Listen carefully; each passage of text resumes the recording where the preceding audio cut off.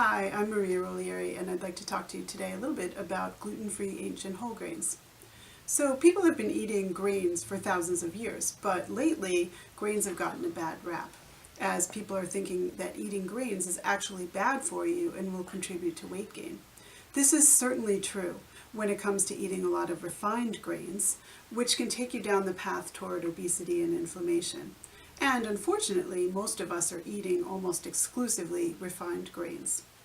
But if you're looking to not gain weight or to actually lose weight, you should be eating whole grains instead of no grains. A national health study in Australia found that people who avoid grains are much more likely to be overweight or obese than those who actually eat grains. The study demonstrated that people who avoid grains also tend to have a higher BMI and a larger waist size. So what are whole grains anyway? Well, grains are the seeds that come from certain plants. Grains such as teff, sorghum, and oats come from cereals, which are grass-like plants, while grains such as buckwheat, quinoa, and amaranth come from pseudo-cereals or non-grass plants. A whole grain is a seed that has three key parts: the bran, which is the outer shell, the endosperm, which is the middle layer, and the germ, which is the inner layer. The bran and the germ are actually the most important parts. Most refined flours, unfortunately, have removed both the bran and the germ using only the endosperm, which doesn't have much nutritional value. It's actually mostly carbs. Sometimes vitamins and minerals are added to the refined grain, but their nutritional value is really minimal. Whole grains contain all three parts of the whole grain. So the bran is super important because it has fiber, minerals, and antioxidants. The germ, meanwhile, has vitamins, minerals, protein, and plant compounds. Whole grains are entirely different than refined grains. Whole grains give you much more protein and fiber and nutrients than refined grains. Protein, fiber, and nutrients are actually the things that your body needs to be healthy, to lose weight, and then to stay within the bounds of normal weight. So the goal is to eat primarily whole grains and food made with whole grain flours. Studies have demonstrated the many benefits of whole grains. First, they reduce chronic inflammation, and this is important because inflammation causes so many chronic diseases.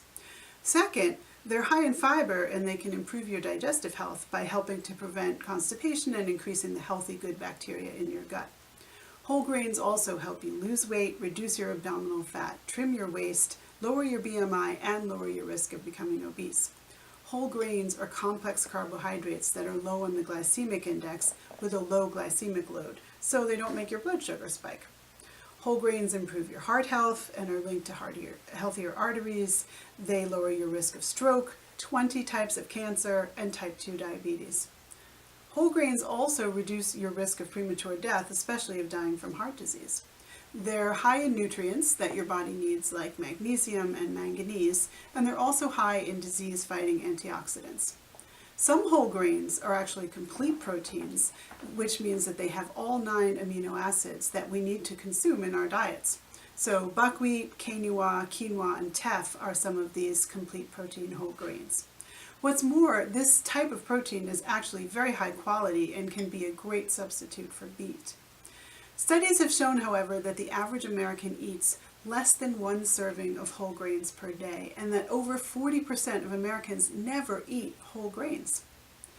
It is so important to consume whole grains, and it's important to choose whole grains over refined grains for all of the reasons that I just listed for you. Whole grains should be a large part of our diet, but how much of these whole grains should we be eating every day? Well, whole grains form the base of most food pyramids, and the USDA recommends that you consume 3 to 6 servings of whole grains per day. Many foods contain significant amounts of whole grain that are mixed with refined grain. For this reason, it's best to skip the prepackaged food and to make your own food with exclusively whole grains. Whole grains are different in our gluten-free world. So we've heard doctors and nutritionists and diet specialists advise people to eat whole grains by switching from white bread to whole wheat bread. In fact, most weight loss plans feature this, for example, Weight Watchers. This advice isn't easy for us in the gluten-free community to act upon because for us the switch is trickier. Many of us have never heard of whole grains that are not wheat-based, and we don't have the equivalent of an exclusively whole grain bread that is commercially available. Most of the gluten-free products on the market, in fact, are not made from gluten-free whole grains. Most of these products contain primarily white rice flour and or corn flour. So white rice flour is not even a whole grain, and it's actually tainted with arsenic. So when we consume rice in large quantities, it's very bad for us. Corn, meanwhile, is indeed a gluten-free whole grain, but it doesn't have the nutritional power of the other gluten-free whole grains.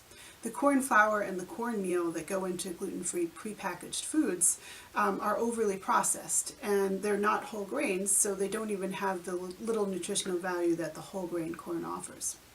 The good news is that with a little bit of time and effort, you can make the switch from refined, junky corn and rice flour to super healthy, whole grain, gluten-free flours.